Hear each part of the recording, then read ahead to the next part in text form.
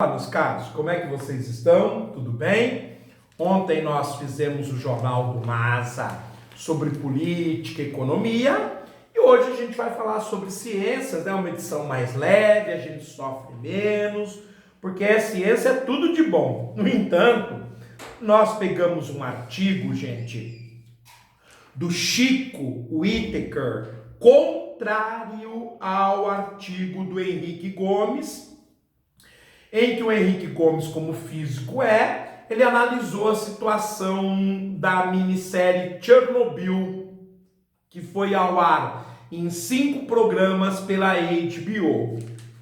E o Chico Whittaker, ele trabalha exatamente no sentido contra o trabalho do Henrique. O Henrique Gomes é defensor da energia nuclear, o Chico Whittaker é crítico. Então, qualquer dúvida, é só vocês analisarem, reverem o artigo anterior, a análise do artigo anterior, e nós vamos partir, evidentemente, do ponto em que nós paramos. Por isso a importância de ler também o texto de Henrique Gomes, totalmente impregnado não somente desses mitos que defendem energia nuclear, como de muitas outras inverdades que se difundem sobre o uso da energia nuclear para fins militares ou pacíficos. De forma elegante, o Chico chamou o Henrique de mentiroso e interesseiro. Aqui a gente traduz as palavras amenas. A inverdade fica evidente para qualquer pessoa que tenha um pouco mais de informações, o que infelizmente não é o caso da maioria dos brasileiros. E isso que o Chico, de forma elegante, falou que a gente fala de forma aberta, que a maior parte da população brasileira é formada de analfabetos funcionais que não conseguem pensar, recebem tudo de forma passiva e obedecem e está bem. O texto de Gomes parece ter sido encomendado pelos interessados em remediar o estrago que Chernobyl está causando às usinas. Uau! Que pancada no fígado, né? Então, segundo ele, o nosso Henrique Gomes está defendendo interesses. Dentro da estratégia do lobby nuclear, ele minimiza ao extremo o número de vítimas do acidente, com a afirmação de que morreram lamentavelmente somente 2 operários e 24 bombeiros. E isso é uma mentira tremenda, porque ele não ter contabilizado os militares que sobrevoaram o local para enterrar parte do material radioativo que se continha ainda no que restava do núcleo, e sobretudo os mineiros que vedaram a parte de baixo que estava indo em direção ao lençol freático. Infelizmente, eu sou a favor de concordar com o Chico Whittaker, já que o Henrique Gomes é um físico respeitado, mas nesse caso ele mentiu de maré de si. Terá o autor visto toda a minissérie? Pergunta o Chico. Nas informações finais, informa-se que 31 pessoas, segundo dados do governo soviético, morreram na tragédia, o que é mentira também. Número superior ao citado por Gomes, mas ainda muito baixo. Pesquisas apresentam um quadro bem diferente. Pois é, gente, já se fala na morte hoje de ao menos 25 mil pessoas diretamente impactados pelo acidente. E nos anos seguintes, o número de 10 a 14 vezes maior do que este. Por exemplo, um longo e detalhado estudo de cientistas bielorrussos e ucranianos, publicado em 2012 nos Anais da Academia de Ciências de Nova York, aponta centenas de milhares de mortos uma vez que a nuvem radioativa que saiu de Chernobyl cobriu toda a Europa. Perfeitamente verdadeiro. Eu amenizei porque o número oficial do governo soviético é de 25 mil, que foi abafado. Mas hoje se fala entre 250 mil a 400 mil pessoas. Estou de acordo com o que o Chico está falando. Gomes parece também não levar em conta a maneira como as partículas radioativas agem em nossos corpos. Afirma que um simples banho bastaria para livrar uma pessoa da radiação. Segundo ele, fizeram isso os bombeiros da cidade, o que os teria livrado dos elementos radioativos. Não sei de onde tirou essa informação, que evidentemente não aparece na minissérie e que, segundo o Chico, é da cabeça dele, já que a descontaminação radioativa é bem mais complicada. Um caso exemplar é o que acontece em Goiânia no ano seguinte, em 1987, quando a filha do seu Devair, que foi o primeiro a tomar contato com o Césio 137, a menina, ela simplesmente vai ter que ser enterrada num caixão de chumbo de 700 quilos, mesmo tendo passado por um rigorosíssimo processo de descontaminação no Rio de Janeiro, mas não foi suficiente. E para não contaminar, a cidade de Goiânia precisou ser enterrada num caixão de 700 quilos de chumbo. Talvez tenha sido informado de que em Goiânia, em 1987, eram logo submetidas a duchas escocesas em um ginásio da cidade todas as pessoas identificadas como irradiadas ou contaminadas pelo Césio 137. Observe-se que em Goiânia foram retirados de um aparelho de radioterapia abandonado somente 19 gramas desse elemento radioativo, e eles causaram mais mortes do que, segundo o autor do artigo, ocorreram em Chernobyl. Se vocês não sabem, eu vou contar a verdade. A mídia fala que em Goiânia faleceram 8 pessoas diretamente. Pesquisadores independentes falam que 6.800 pessoas foram mortas desde o acidente em 1987 e que pelo menos 100 mil pessoas precisaram passar por um processo de descontaminação. Então parece que o Henrique Gomes, apesar da boa vontade, é um físico que a vida inteira só estudou ciências exatas e não se importa com as ciências humanas. E foi esse mesmo elemento radioativo, em certamente muitas centenas de quilos, o mais disseminado nos céus da Europa pela nuvem que saiu dessa usina ucraniana. Como a própria série fala, estrôncio 90 e césio 137, 2 elementos extremamente radioativos.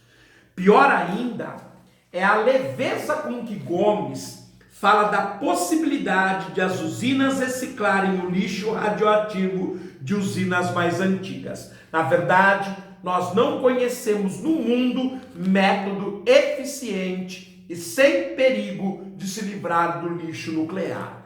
Em primeiro lugar, esse lixo altamente radioativo é produzido por usinas antigas e novas, enquanto estiverem em operação, pois é o próprio combustível utilizado em ambas.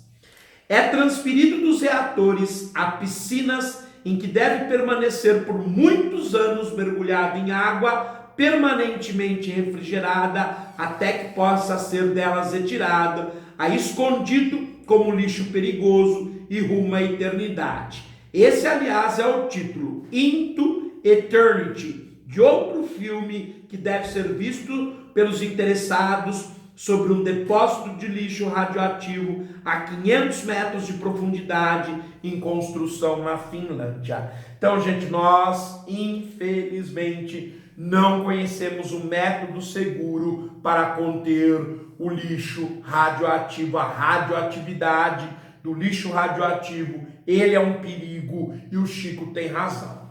A reciclagem pode efetivamente ser feita, mas é extremamente cara e perigosa. Há no mundo só 3 usinas dedicadas a isso.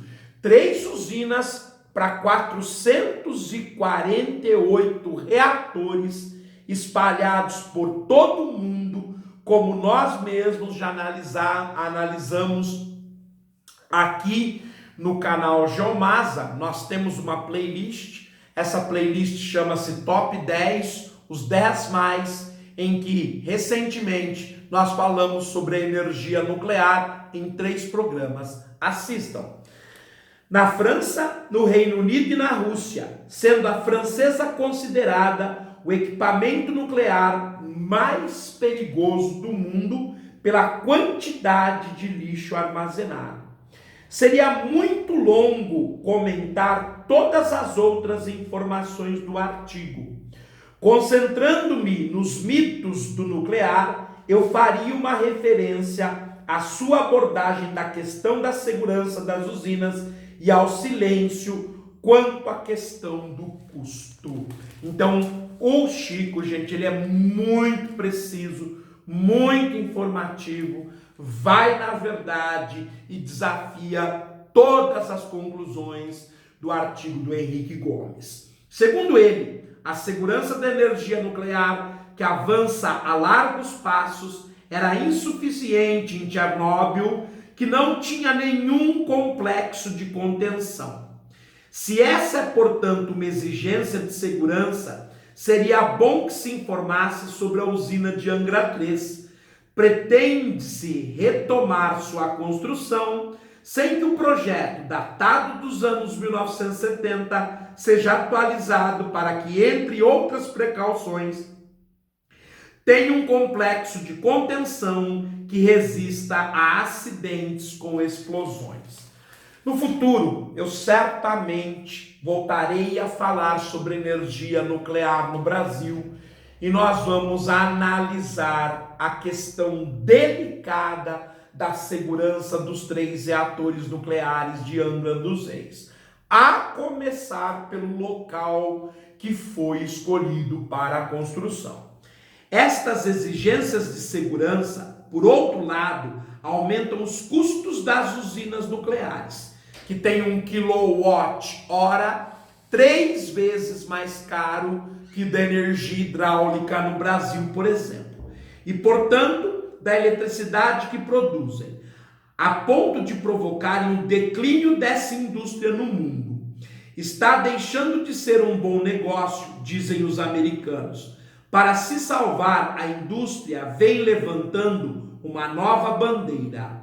O nuclear é a única alternativa às usinas termoelétricas que usam os combustíveis fósseis, vilões do aquecimento global. Pois na China, inclusive na nova revista Galileu, a de agosto de 2019, edição 337, está se utilizando hidrogênio no lugar dos combustíveis fósseis nas novas usinas termoelétricas, desqualificando o argumento de que a saída seria energia nuclear. O autor do artigo assume essa ideia, nos alertando a respeito das mentiras sobre o perigo nuclear, que podem nos impedir de usar essa tecnologia salvadora. Mas em seu artigo não consegue mostrar que estamos errados ao negar que as usinas nucleares sejam a forma mais barata de produzir eletricidade.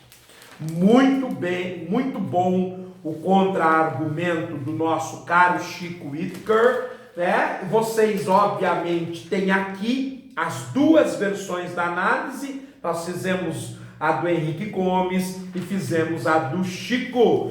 Agora vocês é que devem tirar as suas conclusões. E por falar em acidente nuclear, nós estávamos fazendo uma série justamente sobre o acidente nuclear de Mayak, em 1957, na edição de agosto da super interessante editora Abril, edição 406. Vamos retomá-la. Já a natureza se desenvolve com viço, Os bosques perto dali têm alces e javalis. No lago vivem carpas radioativas. Numa manhã, 62 anos atrás, soldados obrigaram todos os moradores a ir embora. Lembrando que o acidente contaminou uma área de 52 mil quilômetros quadrados, equivalente a todo o estado do Rio Grande do Norte. O gado foi morto e enterrado e as pessoas não podiam nem levar as roupas do corpo. Por que isso aconteceu? Porque, segundo a comparação da reportagem feita pela New Scientist, foi o segundo pior acidente nuclear em liberação de radiação. Superior a ele, só o de Chernobyl em 1986. Diz Islam Bagaldinov, o guia que me trouxe até aqui, dirigindo o carro e passando por várias barreiras do exército russo, que até hoje vigiam a região e não querem muitos bisbilhoteiros. Ninguém deu qualquer explicação naquele dia de 1957. Os soldados não disseram que tinha acontecido uma explosão numa fábrica a alguns quilômetros dali. Nem que essa explosão havia lançado poeira radioativa na atmosfera, formando uma nuvem mortal que cobriu a cidade de Satlikovo e as matas em volta.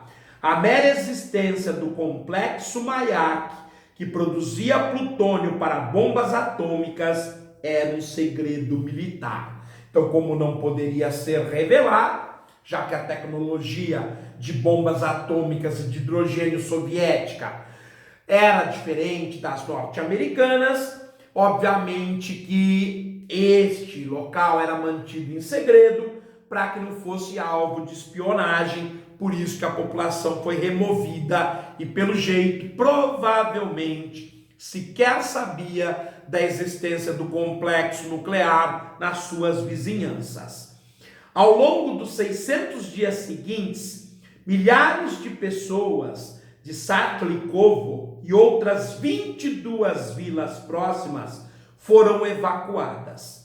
20 mil hectares de plantações foram condenadas e uma área de exclusão permanentemente foi criada. A tal nível de radioatividade, como vocês viram, equivalente a 9 vezes mais radioatividade do que liberou o acidente nuclear de Fukushima no Japão em 2011.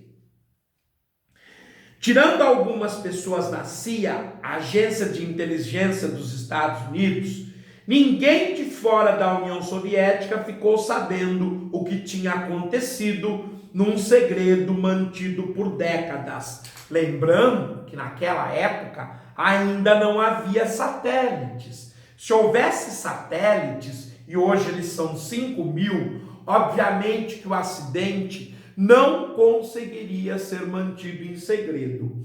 Justamente no ano de 1957, que foi lançado o primeiro satélite. No entanto, até a tecnologia se aprimorar e os satélites militares se tornarem espiões, vai demorar pelo menos uma década. Por isso que ele foi mantido em segredo por muito tempo. Mesmo assim, o texto sugere que alguns espiões da CIA conseguiam informar sobre o acontecido.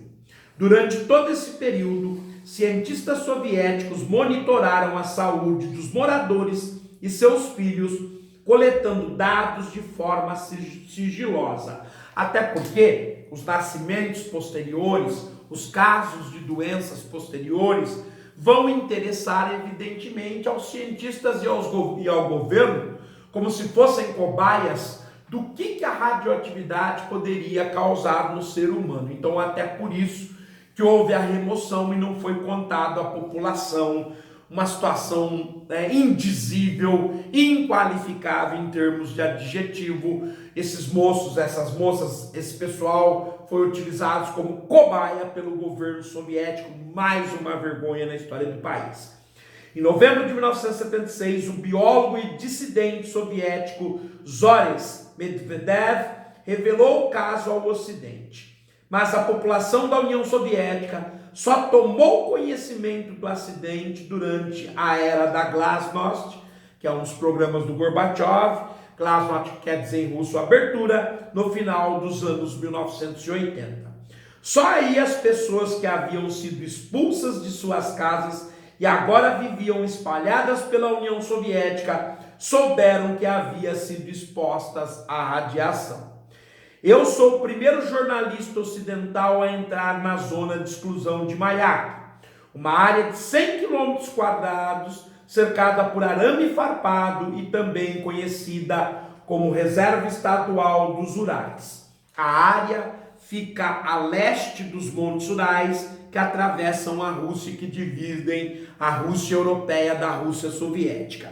A radioatividade do ar já decaiu para níveis baixos, mas o solo, a água e a vegetação continuam contaminados. Isso é um aviso para Goiânia, porque todos se esquecem, mas aqui no canal do Maza não. É proibido morar aqui e provavelmente continuará a ser durante mais 100 anos no mínimo. O complexo Mayak continua em operação, hoje reprocessando lixo nuclear. Imagine a quantidade de câncer, a quantidade de doenças provocadas por esses operários neste local. Bom, por hoje ficamos por aqui. Está na hora da gente trocar a reportagem. Foram 2 reportagens tristes hoje. E aí a gente vai continuar falando sobre a série A Conquista da Lua, um pouco mais leve, em que os próprios soviéticos, como a gente analisou, tinham um programa para levar o homem ao solo lunar. Vamos retomar então? Vamos lá, pessoal. A L2 era uma espécie de Soyuz vitaminada capaz de transportar 2 cosmonautas até a órbita lunar, fazendo as vezes da cápsula Apollo americano. E o L3 era um módulo de pouso com capacidade para apenas um cosmonauta, que teria de descer sozinho até a Lua. Era diferente dos americanos. A missão americana era para 3 astronautas e 2 do módulo lunar pousavam na superfície da Lua. O soviético era mais econômico, mais pragmático. O olho diz, limitado, o módulo lunar soviético L3 tinha 1/3 da massa de seu equivalente americano, era menor, mais leve, mas foi construído efetivamente e testado na baixa atmosfera para levar o homem até a Lua. Soviético seria o Alexei Leonov. Os planos previam os primeiros voos testes para 1966 e as missões reais de órbitas e pouso aconteceriam em 1967 e 1968. Isso era o plano do projetista de foguetes, o fuçólogo Sergei Korolev. Mas, devido à pressão, ele teve que lançar a intermediária Voskhod. Para quê? Para não dar a impressão de que os Estados Unidos estivesse na frente. Se eles tivessem testado a Soyuz primeiro, como Korolev queria, a União Soviética teria ido à Lua. Então esse foi o erro. O erro foi do governo e não dos projetistas soviéticos. Hoje, até os especialistas russos concordam que o plano soviético era cheio de falhas e muito arriscado. Mas cheio de falhas e muito arriscado mediante aquilo que eu já disse e que foi informado. O problema é que o Khrushchev, depois o Brezhnev vão interferir na velocidade, no andamento e no cronograma soviético, o que o Sergei Korolev, o chefe, não queria. Mas até 1965, ninguém, dentro ou fora da União Soviética, pensava assim. A ideia por trás do programa era apenas chegar lá primeiro, não chegar lá melhor.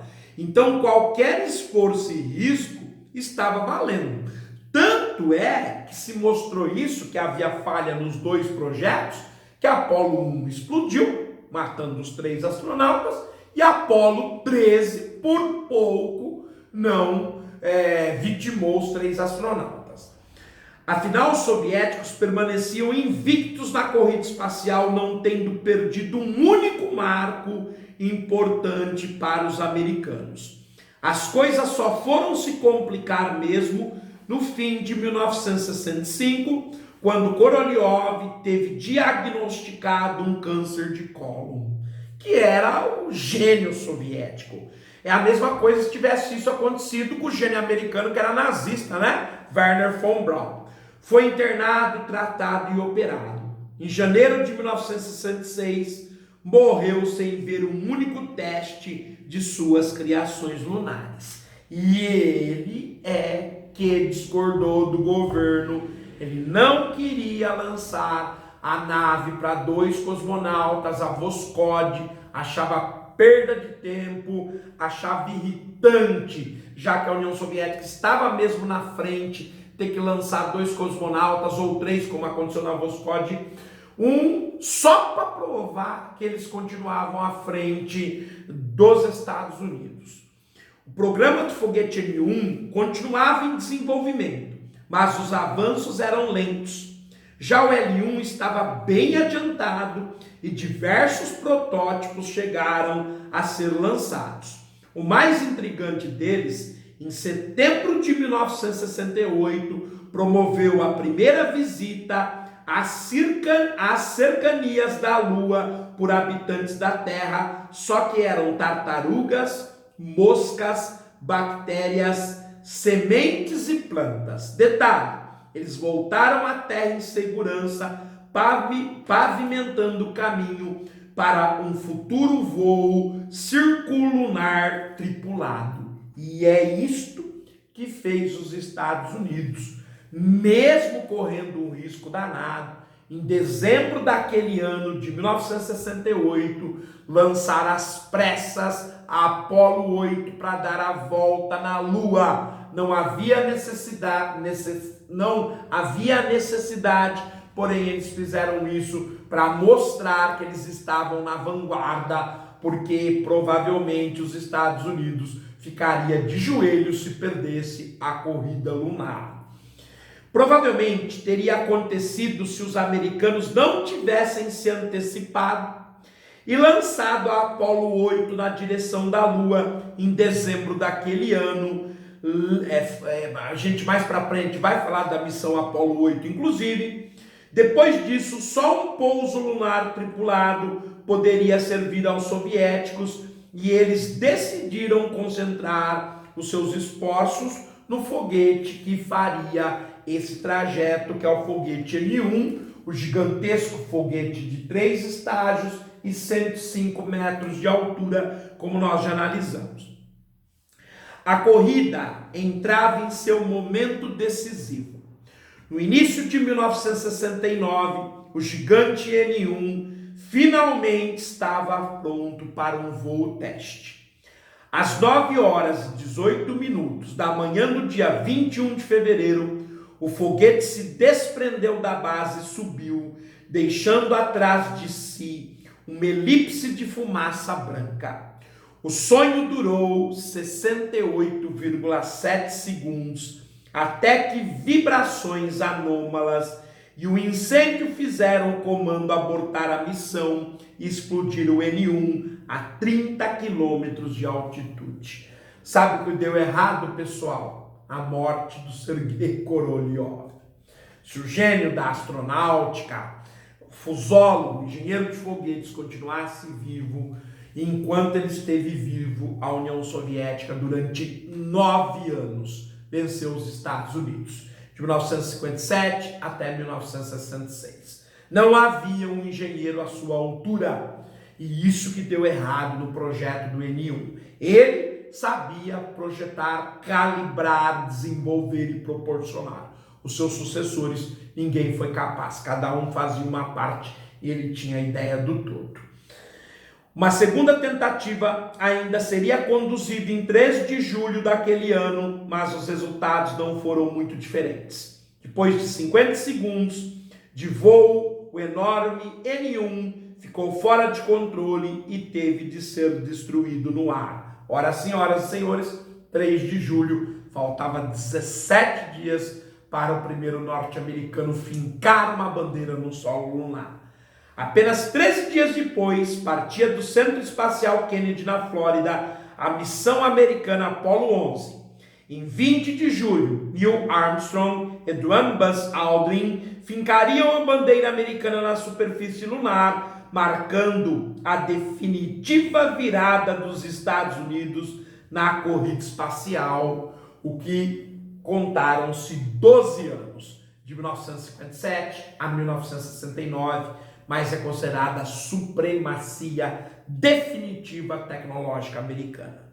O N1 ainda teve 2 voos de teste, em 1971 e 1972, ambos fracassados antes de o programa ser suspenso pelos soviéticos em 1974 e cancelado sumariamente de forma melancólica 2 anos depois, em 1976.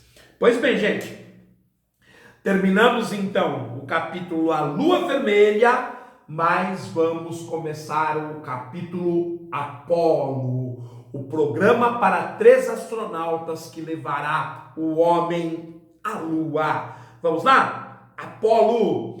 Entenda como a NASA desenhou as missões que levaram os primeiros humanos à Lua e como os americanos correram vários riscos para executar os ousados passos exigidos para deixar pegadas no solo lunar. Ao todo foram 11 voos tripulados, 6 pousos, uma missão fracassada, que é a Apolo 13, e uma tragédia fatal, que é a Apolo 1.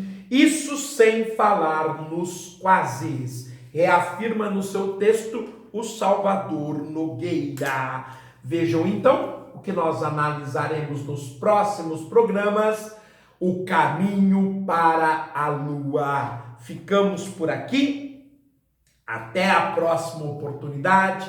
Lembrando que a gente sempre alterna um dia política e economia, o outro dia ciências. Fiquem bem, não se esqueçam de curtir, de compartilhar, de comentar, e eu os aguardo numa próxima. Tchau, gente!